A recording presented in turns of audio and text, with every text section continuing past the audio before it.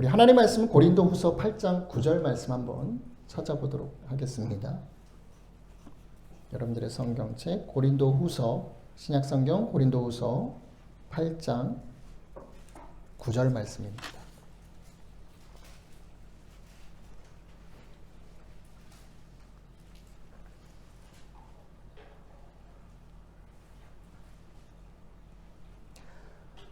우리 고린도후서 8장 9절 말씀 함께 봉독하겠습니다.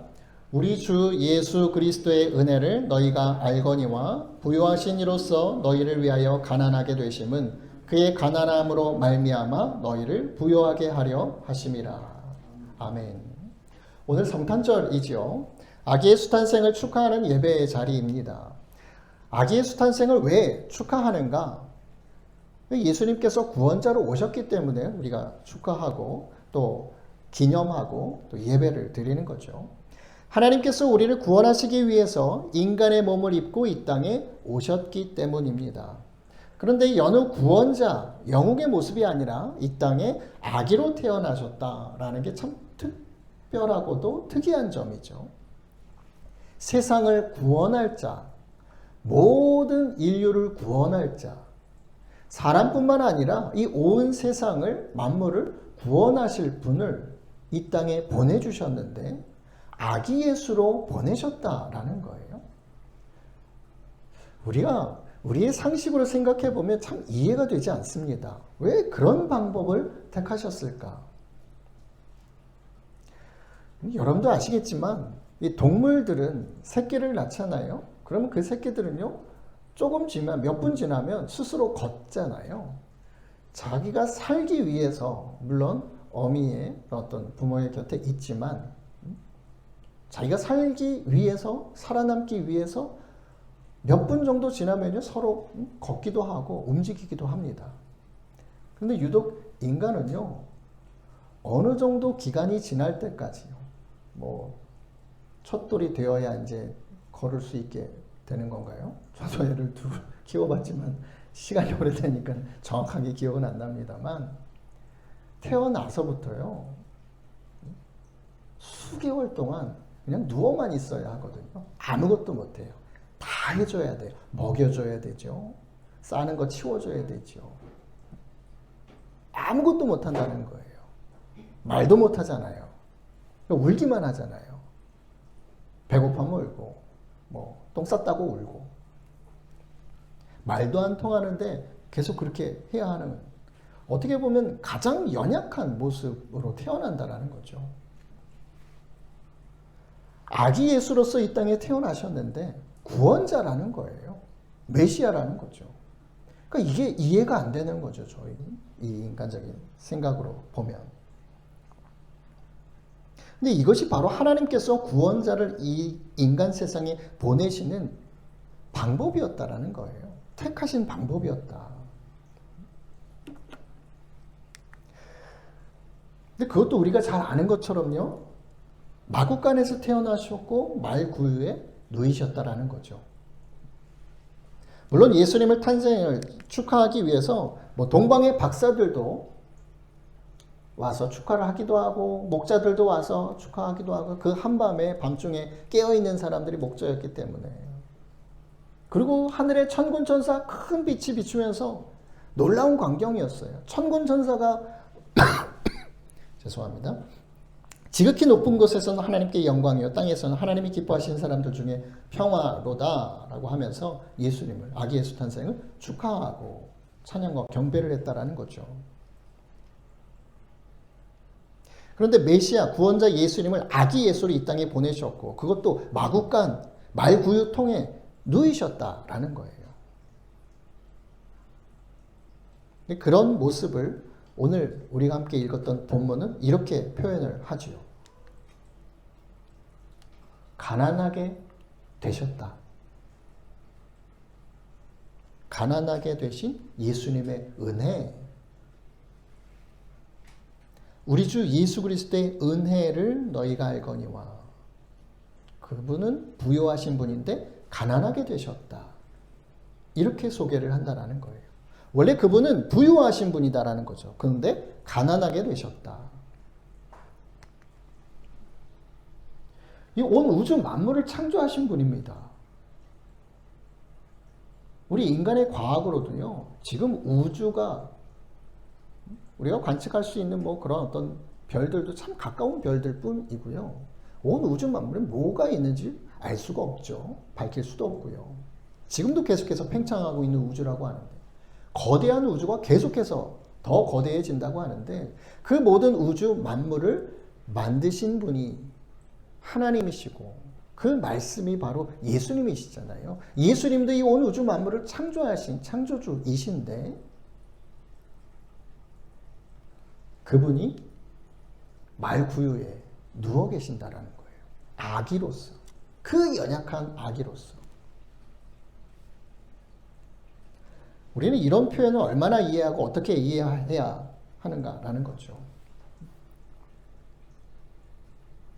반전도 이런 반전이 없잖아요. 온 우주 만물을 지으신 창조주이신데 온 세상 중에서도 가장 연약한 아기 예수로 태어나셨다. 그것도 일반적인 아기들은 집안에서 따뜻하게 누워있을지 모르겠지만, 예수님은 마구간, 냄새나고 더럽고 춥고 또 그 말 여물통에 누워 계신다라는 거예요. 너무나도 극과 극이라는 거죠. 주님의 모습이. 그렇게 구원자이신 분을 하나님이 극과 극의 모습으로 보내셨다라는 거예요. 이 땅 가운데. 맥스 루케이도 목사님의 주와 같이 길 가는 것이라는 책이 있습니다. 이런 글이 있어요. 이런 내용들이 아마 가난하게 되신 예수님에 대한 글이 아닐까 싶어서 제가 적어왔습니다. 너를 향한 내 사랑을 멈추게 할 수 있는 것이 있을까? 그 글 가운데 하나님이, 예수님이 하시는 말씀이겠죠. 하나님 말씀이죠. 내가 너의 언어로 말하고 너의 땅에서 자고 너의 상처를 느끼는 것을 봐라. 시각과 음향을 지은 이가 재채기도 하고 기침도 하고 코를 푸는 것을 봐라. 내가 너의 기분을 이해할지 잘 모르겠다고 나사렛 아이의 춤추는 눈을 들여다 봐라. 하나님이 걸어서 학교에 가고 있다. 마리아의 식탁에 앉은 걸음마 아이를 떠올려 봐라. 하나님이 우유를 엎지르고 있다. 아기 예수로서 이 땅에 오셔서요, 시간이 지나면서 아장아장 걷게 되시는 예수님, 물론 성경에는 나와 있지는 않지만 우리가 그렇게 커왔기 때문에 인간의 모습으로 당연히 예수님도 그렇게 성장하셨을 거란 말이죠. 엄마인 마리아가 음식을 주고 우유도 주고 때로는 그런데 그걸 마시다가 잘못 나서 엎지르기도 하셨다라는 거예요. 예수님이. 그러셨겠죠. 우리가 합리적으로 추측해 볼 수 있는 겁니다. 걸어가다가 돌부리에 걸려 넘어지시기도 하고, 아버지 요셉 목수잖아요. 그 일을 도와주다가 못에 찔리기도 하고 피가 나기도 하고 상처가 나기도 하고요. 온 세상 만물을 창조하신 예수님이잖아요. 그런 분이 모든 영광이, 그 위엄이 벗겨지고요, 사람의 언어를 사용하시고 땅에서 주무시고, 사실 하나님은 졸지도 주무시지도 않는 분이잖아요. 피곤이라는 게 없으신 분이잖아요. 안 드셔도 배가 안 고프신 분이잖아요. 근데 시간이 지나니까 배가 고파요. 피곤해요. 자야 돼요. 멍이 들기도 하고 상처가 나서 쓰라림이라는 것을 느끼기도 하고요. 때론 감기에 걸리시고 더위와 추위를 견디셔야 하고 땀을 흘리면서 아버지의 일을 돕기도 하시고, 온 우주를 말씀으로 창조하신 하나님, 그분이 말이죠, 천군 천사의 경배를 받으시던 분이 그렇게 되셨다라는 거예요.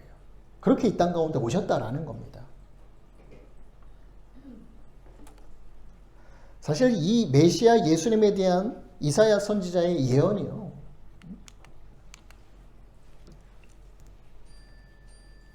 이사야 9장에 보면 한 아기를 우리에게 주신다. 한 아들을 우리에게 주신 바 되었는데 그의 어깨에는 정사를 메었고 그의 이름은 기묘자라 못살아 전능하신 하나님이라 영존하시는 아버지라 평강의 왕이라. 그 정사와 평강의 더함이 무궁하면서 다윗의 왕좌와 그의 나라에 군림하여 그 나라를 굳게 세우고 지금 이후로 영원히 정의와 공의로 그것을 보존하실 것이라. 왕, 어떤 위험 있는 모습으로 예언이 되어 있단 말이에요. 평강의 왕으로, 이스라엘의 왕으로 예언되어 있으신 분이란 말이죠.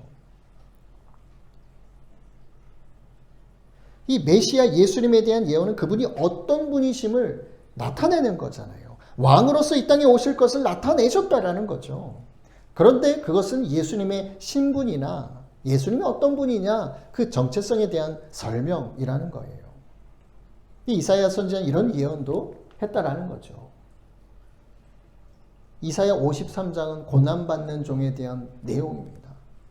그는 주 앞에서 자라나기를 연한 순 같고 마른 땅에서 나온 뿌리 같아서 고운 모양도 없고 풍채도 없은즉 우리가 보기에 흠모할 만한 아름다운 것이 없도다.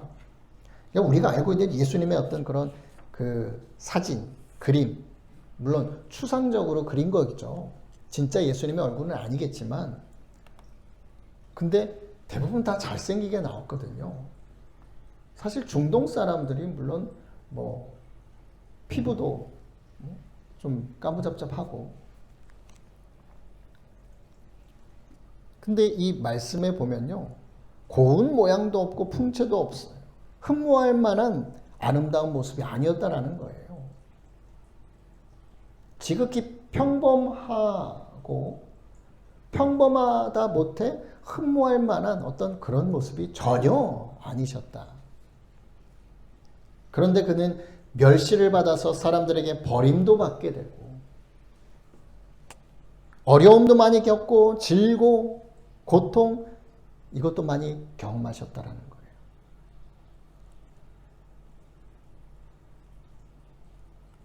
사람들이 귀히 여기는 분이 아니었다. 4절 5절입니다. 우리의 질고를 지고 우리의 슬픔도 당하시고요. 징벌도 받으셨다라는 거예요. 찔림도 당하시고 상하셨다라는 거죠. 채찍도 맞으셨다라는 거예요. 징계도 받으셨다. 구원자 메시아이신 분이요. 또 이렇게 예언이 되고 있다라는 거예요. 앞서 말씀드렸던 말씀은요. 이사야 9장에 있는 말씀은요. 예수는 어떤 분이냐? 그분의 신분에 대해서 말씀하시는 거예요. 왕이십니다. 그분은. 변함없이요. 하나님의 아들이시고 이 세상을 창조하신 분이 맞아요. 그런데 그런 분이 그런 신분을 가지고 그런 정체성을 가지고 이 땅에 오셨는데 이 땅에서의 그분의 모습은 삶은 생활은 극과 극으로 다르다라는 거죠. 왕으로서의 대접은커녕 사람들에게 멸시당하고요. 인정도 못 받았고요. 귀히 여김을 받지 못했다라는 거예요. 유대의 왕으로 태어나셨지만 물론 동방박사 세 사람이 유대의 왕으로 알고 그렇게 찾아오기도 했지만 예루살렘 그 당시에 유대 땅의 가장 큰 도시죠. 예루살렘에서 태어나신 것도 아니고 유명한 도시 출신에 태어나신 것도 아니었습니다. 하나님은 이름도 알려지지 않았던 당시 갈릴리 지방의 촌구석 나사렛. 뭐 우리나라로 치면 뭐 어디 뭐 전라도나 경상도나 어디 강원도나 산골 오지의 어떤 무슨 촌 뭐 이런 의미예요. 나사렛이라고 하는 것은. 그 갈릴리 지방의 촌구석 나사렛에 살고 있던 요셉과 마리아를 만나게 하시고요. 그 가정에서 태어나게 하셨다라는 거예요.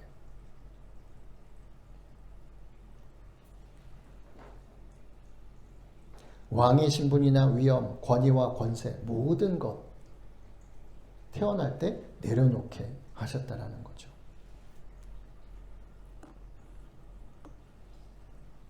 이 땅에서 구원자이신 예수님이 아기 예수로 오셨다라는 것은요. 그렇게 한없이 크고 부유하고 원대하시고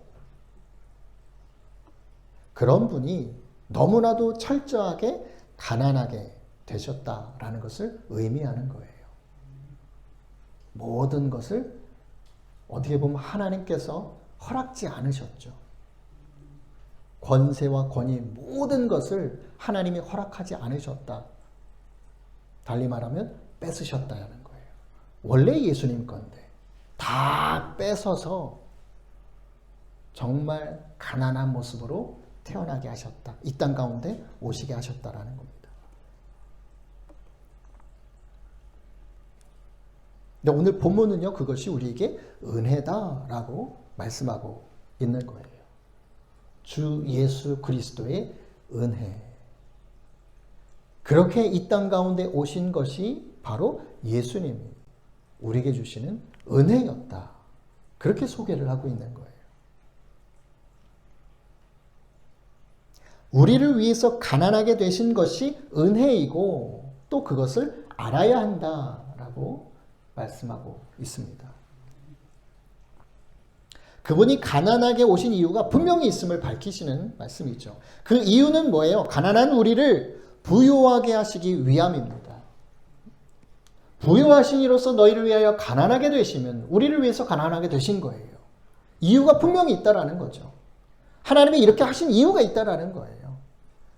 그 이유가 누구 때문에요? 저와 여러분 때문에요. 가난한 우리로 말미암아 부유하게 하시도록 하기 위해서. 그게 하나님 이유였어요. 목적이었어요. 그것 때문에 예수님을 이렇게 한없이 가난하게 이 땅 가운데 보내셨다라는 거예요. 명분은 메시아예요. 구원자예요. 왕이에요. 근데 그 모습은 아무것도 아니었어요.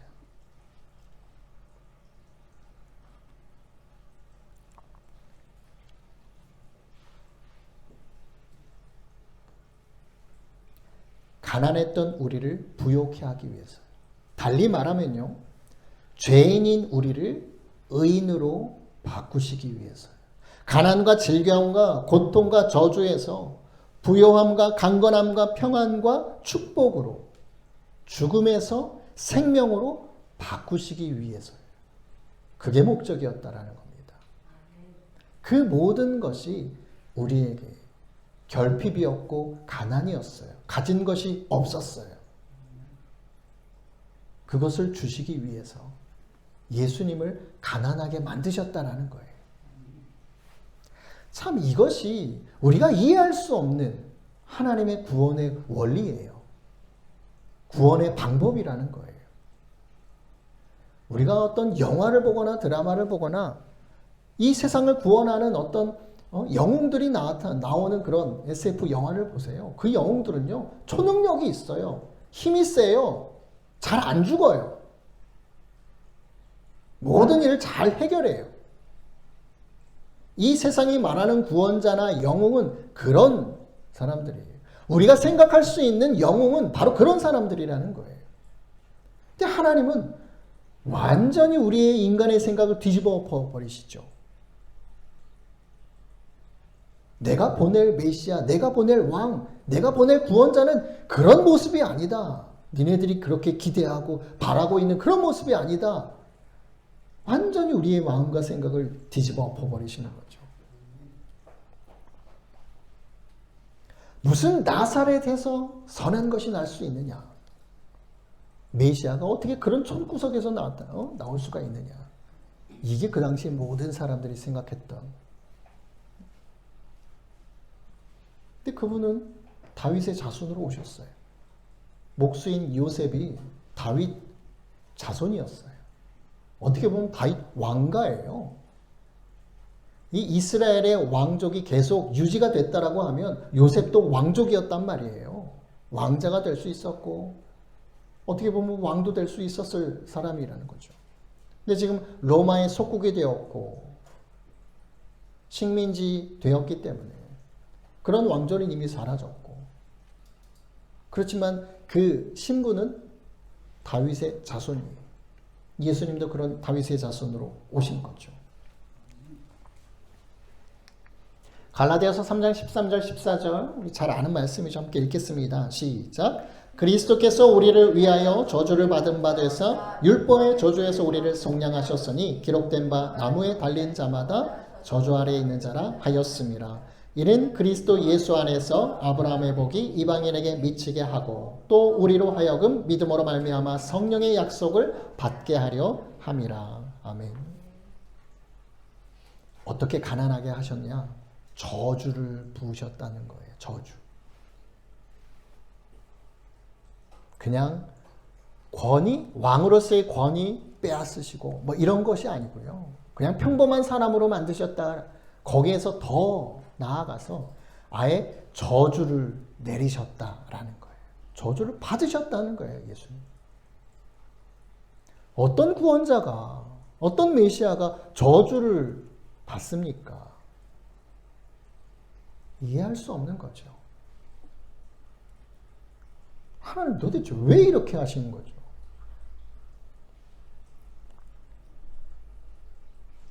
저주 가운데 있었던 우리를 속량하시기 위해서, 구원하시기 위해서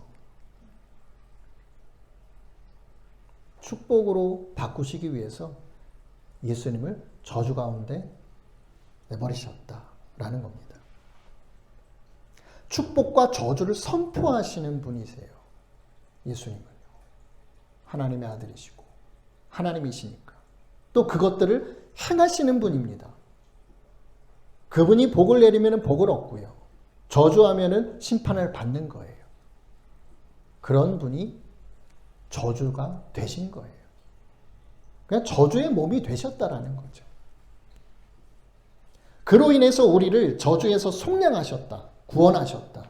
우리의 가난하고 부족하고 연약하고 죄인된 모습을 예수님께서 가져가시고 우리는 그 반대의 것들을 주셨다라는 거예요. 그게 구원의 대가였다라는 거죠. 능력으로 구원하는 게 아니었어요. 힘으로 어떤 악인들을 다 처벌함으로써 이 세상을 구원하는 어떤 그런 것이 아니라 세상이 부족하고 결핍이고 못나고 혼란스럽고 어지럽고 저주, 죽음, 고통, 질병 이 모든 안 좋은 것들을 예수님께 다 세상에 있는 안 좋은 것들을 예수님께 다 보내고 이 세상 가운데는요 생명과 구원과 평안과 이 모든 것들로 다시금 바꾸시고 채우시는 것 이게 하나님의 구원이었다라는 거예요. 예수님을 통해서 예수님 이 땅 가운데 보내셔서 행하셨던 구원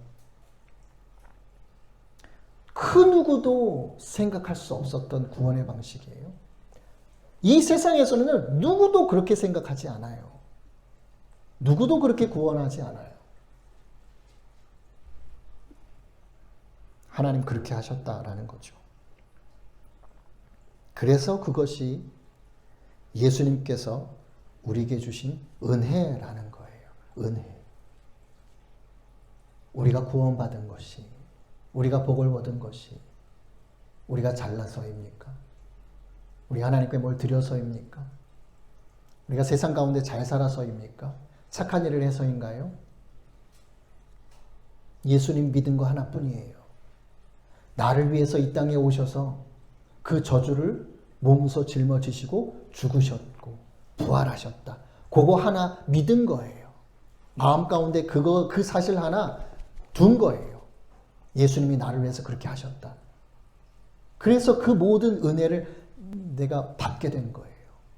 내 부족하고 저주스러운 모든 것들, 더러운 모든 것들을 예수님께 보내고 그 예수님이 가지고 계셨던 놀라운 생명력과 그 은혜들을 우리에게 허락하신 것.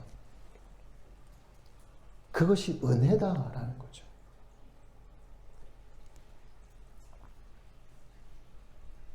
그것이 하나님의 구원 방법이었습니다. 누구도 이해할 수 없는 이 구원 방식이요. 사단 마귀도 마찬가지예요. 도저히 이렇게 하시리라고는 생각지도 못했을 거예요. 사단 마귀도요. 어떻게 하나님의 아들을 그렇게까지 하실 수가 있지? 이렇게까지 하실 수가 있지? 그냥 입을 막아버리신 거예요. 사단 마귀. 뭐 얘기할 수가 없어요. 우리의 죄에 대해서 그 어느 단 한마디도 꺼낼 수조차 없도록 아예 허걱, 사단 마귀, 그 참소하는 입술을요, 아예 막아버리신 거예요. 이 방법 아니고서는 그렇게 할 수가 없죠. 저와 여러분의 작은 죄까지도요, 하나님 앞에 참소할 수가 없는 거예요, 사단 마귀가. 아들이신 독생자이신 예수님을 그렇게까지 처참하게, 처절하게 버리셨기 때문에, 가난하게 만드셨기 때문에, 그게 구원 방법이라는 거예요. 뭘 더 얘기할 수 있겠습니까, 사단 마귀가. 그렇게 해서 우리를 구원하신 거예요. 그래서 우리의 죄에 대해서 마귀가 참소를 하려면 예수님이 그렇게 하셨던 것에 대해서 뭔가 얘기를 할 수 있어야 돼요. 이거 뭔가 그렇지, 그래도요, 이 온 세상에 많은 사람들의 그 죄값, 이게 감당이 되는 건가요? 그럴 수 있어야 되거든요. 근데 그럴 수가 없는 거예요. 아니, 온 우주를, 사단 마귀조차도 타락한 천사로서 예수님이 나는 자기를 만든 창조주거든요. 그 창조주를 아예 이 인간 세상의 가장 밑바닥으로 내려버리셨잖아요. 가난하게 하셨다. 도저히 할 말이 없는 거죠, 사단 마귀도. 더 이상 참소할 수가 없는 거예요. 예수 그리스도. 그래서 그 예수 그리스도의 이름에 사단 마귀는 벌벌 떨 수밖에 없는 겁니다. 쫓겨나갈 수밖에 없는 거예요. 하나님의 구원이라는 건 그거였어요. 아기 예수로서 이 땅에 보내신 우리가 그것을 축하하고 오늘 감사하고 예배를 드립니다. 근데 내막은 이랬다라는 거예요. 얼마나 큰 은혜입니까?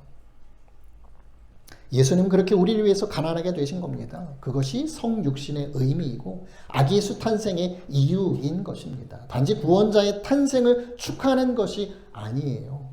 예수님께서 구원자로 이 땅에 오신 것만을 경배하는 성탄절이 아닙니다. 그분이 가난하게 되시고 또 그렇게 구원 역사를 이루신 하나님의 그 이해할 수 없는 섭리, 우리는 그것을 알고 높여 찬양해야 하는 날이라는 것입니다. 꼭 기억하시기 바랍니다. 아기 예수 탄생은요, 우리의 가난함을 가져가시고 우리로 하여금 부욕해 하신 놀라운 은혜임을 기억하시기 바랍니다. 예수님은요, 그것을 이미 2000년 전에 이루셨어요. 다 이루셨다, 다 이루었다라고 말씀하셨어요. 우리의 가난을 거두시고 부욕해 하시는 그 모든 역사를 2000년 전에 이미 다 이루셨다라는 거예요. 그것을 믿고 인정하고 확신하는 것, 예수님 그렇게 행하셨다라는 것 믿고 확신하는 것이 바로 지금 우리가 해야 할 몫입니다. 그래서 우리가 모여서 예배하는 거예요. 그 은혜를 감사함으로, 기쁨으로 예배하는 겁니다. 예수님께서 주신 놀라운 은혜에 감사하는 것은요, 그저 찬양하고 예배하는 것보다도 그분이 우리에게 허락하신 그 부요함을 믿고 누리는 거예요. 왜 예수님 그렇게 고난을 당하셨냐? 왜 채찍에 맞으셨냐? 우리에게 나음을 주시기 위해서요. 건건함을 주시기 위해서요. 그분이 왜 상함을 당하셨느냐? 우리로 하여금 구원을 얻도록 하시기 위해서요. 그렇게 하셨다라는 거예요, 이미. 그 예수님 그렇게 하셨고, 사단 마귀들도 그것에 대해서 왈가왈부할 수가 없고, 하나님 그거 계속해서 인정하시고, 그럼 저와 여러분이 할 수 있는 건 뭐예요? 우리를 부욕해 하셨다. 더 이상 우리는 가난한 자가 아니다. 우리는 부요한 자다. 그 삶을 살아내는 것이 사실 이렇게 모여서 찬양하고 찬송하고 예배하는 것보다 삶에서 그런 삶을 살아내는 것이 하나님을 영광스럽게 하는 것이고 예배하는 것입니다. 그것을 오늘 기억하시기를 바랍니다. 메리 크리스마스! 아기 예수 탄생을 축하하며 기뻐 경배합시다 라는 말이에요. 그 예수님의 은혜와 아버지 하나님의 사랑, 성령 하나님의 역사, 그 모든 것이 담겨있는 인사말이에요. 이 땅에 아기 예수로 오신 예수님을 기뻐 찬양합시다. 나를 위해서 나의 가난함을 모두 거두시고 풍성함으로 채우기 위해서 죽을 수밖에 없는 나의 모습을 생명력으로 거듭나게 하시고 정말 이 땅 가운데 하나님의 백성으로서 당당하게 담대하게 살아갈 수 있도록 만드신 그 일, 그것을 감사함으로 예배하는 날, 그것이 바로 성탄절인 줄로 믿습니다. 아기 예수의 탄생을 이러한 마음을 가지고 주님 앞에 예배하며 감사합니다 주님 한마디 하는 것이 정말 주님의 마음을 더 기쁘게 하고, 왜 그렇게 하셨는지 주님의 마음을 알아들이는 것이 효 아니겠어요? 부모의 마음을 알아주는 것이 인간 사이에서도 효도가 되는 것처럼요. 이 믿음의 효도가 하나님 왜 그렇게 하셨습니까? 그래서 이렇게 하셨군요. 그거를 계속해서 말씀 속에서 알아들이는 것. 하나님의 뜻이 무엇인지 알아가는 것. 그 뜻을, 그 행하심을 내가 이 세상에서 믿고 누리는 것. 그것이 하나님께 드리는 정말 기쁜 영광의 삶의 예배인 줄로 믿습니다. 그러한 모습으로 하나님 앞에 기쁨을 드리시는 우리 순복음 화목한교회 저와 여러분들 예수님의 이름으로 축원드립니다.